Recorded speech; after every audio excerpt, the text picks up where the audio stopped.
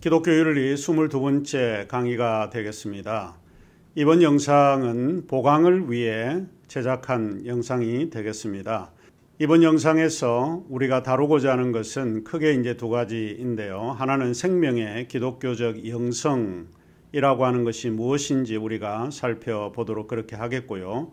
그리고 다음 강의에서 우리가 다루고자 하는 것은 포용의 기독교적 윤리가 무엇인지 결론적으로 살펴보도록 그렇게 하겠습니다. 자, 그러면 우리가 영상을 듣도록 하겠습니다.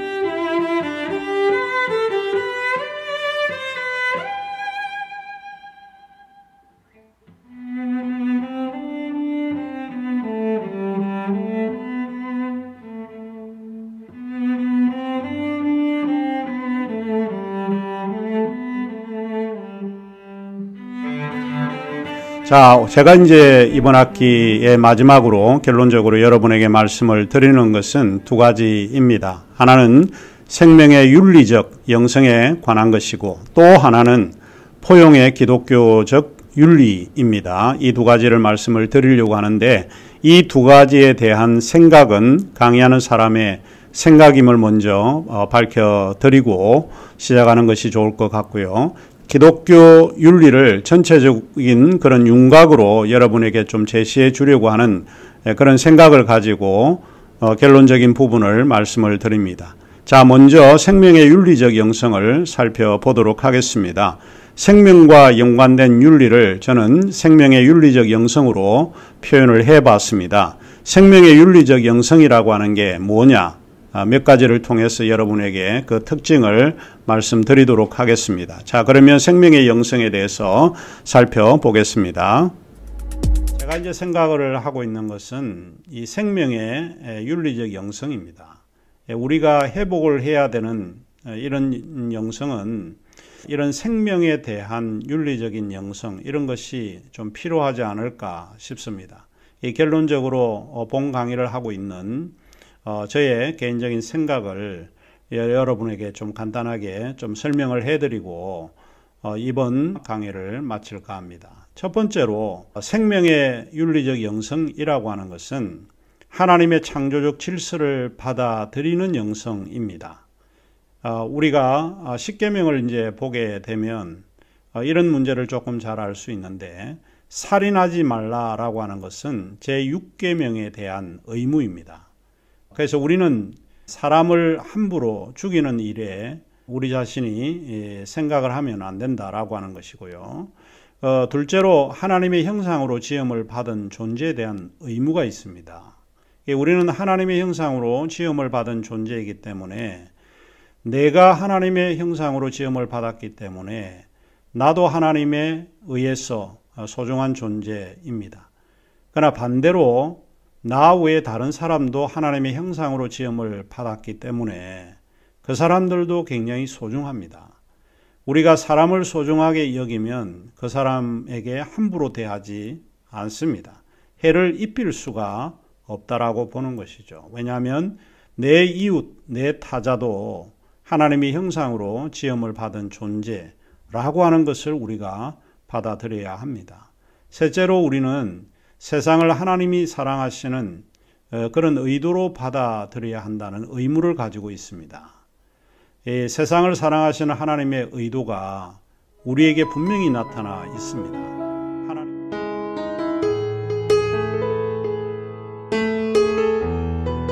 하나님이 세상을 이처럼 사랑하사 독생자를 주셨으니 누구든지 그를 믿으면 멸망하지 않고 영생을 얻을 수 있다. 우리가 잘 알고 있는 복음 중에 복음이라고 하는 요한복음 3장 16절의 말씀이 그렇게 말씀하고 있습니다. 요한복음 3장 16절은 세 가지 것이 분명하게 나타나 있습니다. 그 중에 하나가 사랑의 시작이라고 하는 것은 인간이 시작한 것이 아니라 하나님이 시작하셨다라고 하는 것을 보여줍니다. 사랑의 시작은 하나님이십니다. 둘째로 사랑의 정도 혹은 사랑의 방법은 무엇인가? 하나님께서 아들 예수를 이 땅에 보내주신 것입니다. 우리는 그것을 선물로 생각하고 있습니다. 예수 그리스도를 우리에게 선물로 주셨다라고 하는 것입니다. 누군가를 사랑하지 않으면, 누군가를 소중히 여기지 않으면 선물을 하지 않습니다. 미운 사람에게 선물을 하지 않습니다. 하나님이 우리 인간을 소중하게 여기고 귀하게 여겼다라고 보는 것입니다. 그래서 이 사랑의 정도는 예수 그리스도를 선물로 주셨다. 그리고 사랑의 결과는 무엇인가? 그것은 멸망이 아니라 영생이라고 하는 것입니다. 사랑의 결과는 영생이 사람을 살리는 것입니다. 이 기독교의 영성은 사람을 살리는 영성이지 사람을 죽이는 영성은 아닙니다. 사람을 죽이는 영성은, 생명을 죽이는 영성은 그것은 사탄의 영성이지 하나님의 영성이 아닌 것입니다.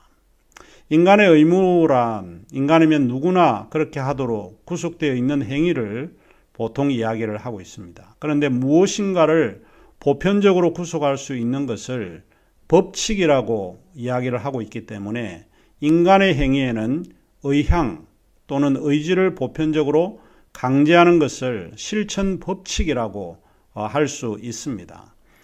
실천 법칙이라고 하는 것은 어떤 행위를 지시하거나 금지하는 명령을 포함하고 있는데 법칙을 통해서 명령하는 자를 우리는 입법가라고 부릅니다.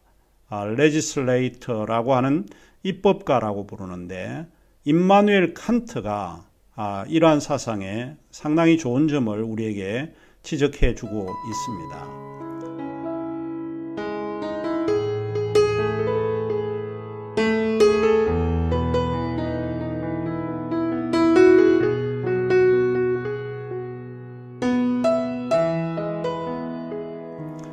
케니스 베르크의 철학자였던 임마누엘 칸트는 그의 윤리형이상학 4장에 보면 이 사실을 가장 명료하게 설명을 해주고 있습니다. 그래서 두 번째로 생명의 윤리적 영성이라고 하는 것은 인간 존재의 존엄성과 가치를 받아들이고 있는 영성입니다. 자연법은 인간 존재의 존엄성과 가치를 의무로 강제하고 있습니다. 칸트의 자연법은 자살과 살인 또는 안락사와 같은 행위를 인간의 존엄성에 위배되는 행위로 규정하고 있습니다. 마틴 루터도 1518년에 하이델베르크 논쟁에서 보면 죄인들은 사랑받기 때문에 아름답다라고 썼습니다. 이 말은 인간이 존엄하기 때문에 하나님의 사랑을 받는 존재다는 겁니다. 우리가 우리 자신의 존엄성을 가져야 되는 이유는 바로 하나님이 우리를 사랑해 주셨다라고 하는 데서 시작해야 합니다. 요즘 상담 심리학이나 여러 곳에서 낮은 자존감 이에 대해서 이야기를 많이 하고 있습니다. 거기에 대한 대안을 들여다보면 그것은 하나님의 형상 개념을 많이 이야기를 하고 있는 것 같습니다. 하나님이 이 자신들의 형상에 따라서 인간을 창조하셨다는 겁니다. 그러나 저는 한 가지 더 이야기를 할 수 있는 것이 하나님이 인간을 소중하게 여겼다는 겁니다. 우리를 귀한 존재로 본 거죠. 우리는 가치 있는 존재로 하나님이 여겼기 때문에 우리는 생명의 윤리적 영성을 지닐 수밖에 없다라고 보는 겁니다. 인간의 존엄성과 가치는 나 자신에 대한 의무도 강제하고 있습니다. 타인에 대한 의무, 인간 존재에 대한 보편적인 그런 의무를 강제할 뿐만 아니고 인간 존엄성과 가치는 나 자신에 대한 의무를 강제하고 있습니다. 이 말의 의미가 무엇인가 하면 우리 자신의 인격에서 인간성의 권리입니다. 그리고 우리 자신의 인격에서 인간성의 권리일 뿐만 아니라 목적이 되기도 합니다. 그러므로 나 자신의 의무는 법의 의무와 덕의 의무를 동시에 포함하고 있다라고 보는 것입니다. 법으로도 우리가 의무를 수행을 해야 될 뿐만 아니고 덕의 차원에서도 우리가 의무를 수행을 해야 합니다. 그리고 이 생명의 윤리적 영성은 인간의 존엄성과 가치가 타인에 대한 의무를 강제합니다. 자, 중요하죠. 이 의무의 보편적인 것뿐만 아니고 타자와 또 나 자신에 대한 의무를 강제하고 있다라고 보는 거죠. 첫째로 타인은 윤리적인 근거입니다. 여기에 이제 중요하게 등장하는 분이 엠마누엘 레비나스라고 하는 철학자입니다.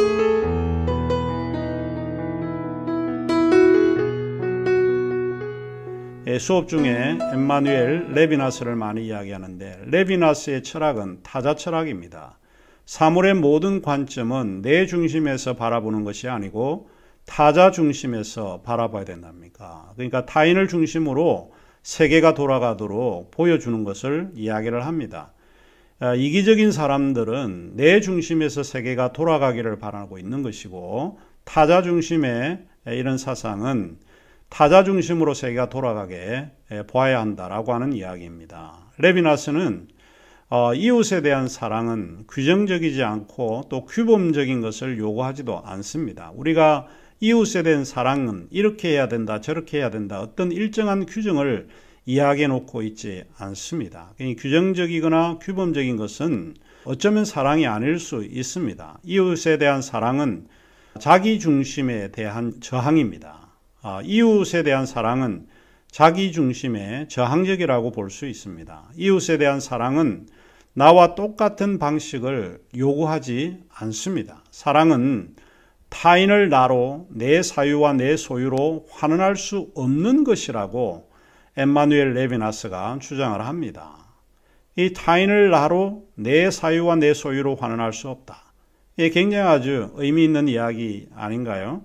그러므로 이웃에 대한 우리의 그 두 번째 생각을 해볼 수 있는 것은, 하나님의 형상으로 지음을 받은 새로운 피조물이 뭐라고 레비나스가 이야기를 하고 있는가 하면 존재자 없는 존재, 이렇게 표현을 했습니다. 이 상당히 어려운 표현이고 여러분들에게는 쉽게 마음에 와닿지 않는 개념일 수 있습니다. 새로운 피조물, 존재자 없는 존재에 대한 나의 윤리적 명령을 요청하는 행위라고 하는 것입니다.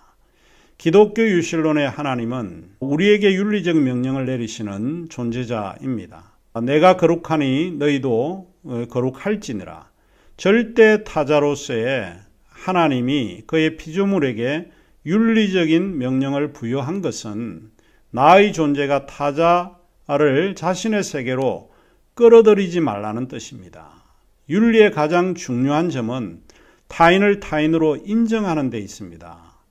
타인을 타인으로 인정하지 않기 때문에 폭행이 일어나고 여러 가지 비윤리적인, 비인격적인 문제들이 발생하게 되는 것입니다. 다시 말을 하자면 윤리란 자신의 몫을 인정하는 것입니다. 나도 내 몫을 가지고 있고 타자도 그들의 몫을 가지고 있다라고 하는 것을 인정하는 행위입니다. 그것이 윤리가 지향하는 것입니다. 만일 타인을 타인으로 인정하지 않고 타인의 몫을 인정하지 않을 때 문제가 생기게 된다라고 보는 거죠. 그래서 하나의 주체는 다른 주체를 자신의 세계 속으로 집어넣는 것이 일종의 폭압이고 폭력입니다. 너는 나처럼 살아야 돼 라고 하는 것은 일종의 내 생각 속에 남을 집어넣는 행위입니다. 그래서 레비나스가 존재자 없는 존재라고 이야기를 합니다. 우리가 우리를 규정할 수 없는 그런 존재, 그게 존재자 없는 존재입니다. 다시 말을 하자면 우리는 타자의 타자성을 인정하는 것이 되어야 합니다. 타자의 타자성은 전체성에 대한 강한 저항입니다. 왜냐하면 타자를 전체성의 시선에서 바라보게 되면 타자에게 폭압과 폭력을 가할 수 있는 기반을 제공하기 때문에 그렇습니다. 이제 그런 의미에서 레비나스는 타자가 우리에게 얼굴로 나타난다고 말하고 있습니다. 이 타자 철학에서 가장 중요한 개념이 얼굴입니다. 우리는 얼굴과 얼굴을 마주한다라고 보는 것입니다.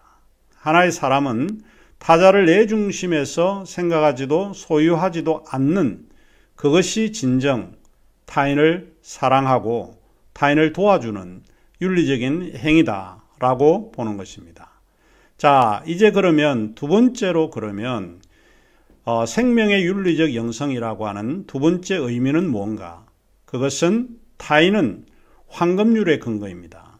우리가 황금률 많이 배워왔을 거라고 합니다. 그러므로 무엇이든지 남에게 대접받고자 하는 대로 너희도 남을 대접하라.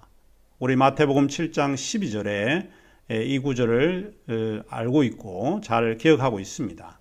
황금률이라고 하는 것은 너희 행동이 다른 사람의 입장에 섰을 때 너희 행동이 받아들여질지를 한번 생각해 보라는 것입니다. 나의 행동이 다른 사람과 공동체에 어떻게 영향을 미칠지를 생각해 보라고 하는 것이 황금률의 기본 생각입니다.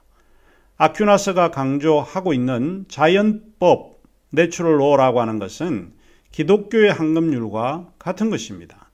자살은 공동체에 대항하는 죄라고 했는데 자살은 자신의 입장만 생각하는 것이고 남은 가족이 경험할 상실의 감정과 또 분노와 정서적인 어떤 상처에 대해서는 전혀 생각하지 못하는 것이고 남은 가족의 고통이 얼마나 힘들고 죽음과 같이 함께 살아야 하는 것인가라는 걸 기억하지 못하는 행위입니다. 이제 이런 점에서 아퀴나스는 자연법에서 자살은 우리 공동체가 대항해야 하는 죄다 이렇게 규정을 하고 있는 것입니다. 그 다음에 이제 세 번째 생명의 윤리적 영성은 생명을 무가치하게 여기는 문화에 대항하는 신앙입니다. 오늘날 우리의 문화는 생명이 위협을 당하는 문화입니다. 우리는 테러의 위험, 폭행의 위험, 생명의 무감각, 자살 및 타살에 대항하는 영성 이런 거를 우리가 만들어야 하지 않을까 싶습니다. 윌겐 몰트만은 희망의 윤리라고 하는 책에서 이렇게 이야기를 했습니다. 생명에 대한 권리는 결코 침해될 수 없는 인간의 권리다. 이 권리는 인간의 존엄성 안에서 특허와 면허를 통한 돈벌이 앞에서 반드시 보호되어야만 한다. 그는 이어서 생명의 복음은 하나님의 사랑받는 이 땅 위에서 사랑받고 사랑하는 생명, 개인적이고 공동체적인 생명, 즉 개인의 생명과 공동체의 생명, 인간적이고 자연적인 생명, 인간의 생명과 자연의 생명에 대한 하나님의 긍정이다. 이와 동시에 생명의 복음은 테러와 죽음, 생명을 대적하는 불의와 폭력, 체념, 무감각, 죽음의 욕구에 대한 강한 부정이다. 우리가 참된 삶을 살아가고자 한다면 삶의 한가운데서 죽음의 세력에 대항하여 싸워야 한다. 우리는 개인의 내면적 삶에 몰두하고 세상과 단절한 채 교회 생활만 열심히 하는 삶 쪽으로 후퇴해서는 안 된다. 이것이 윌겐 몰트만이 우리에게 좀 제시해 주는 이야기입니다. 그래서 이 생명의 윤리적 영성이라고 하는 것은 생명을 소중히 여기는 겁니다. 그러니까 생명을 무가치하게 만드는 문화에 대항하는 그런 신앙, 그런 영성이어야 합니다.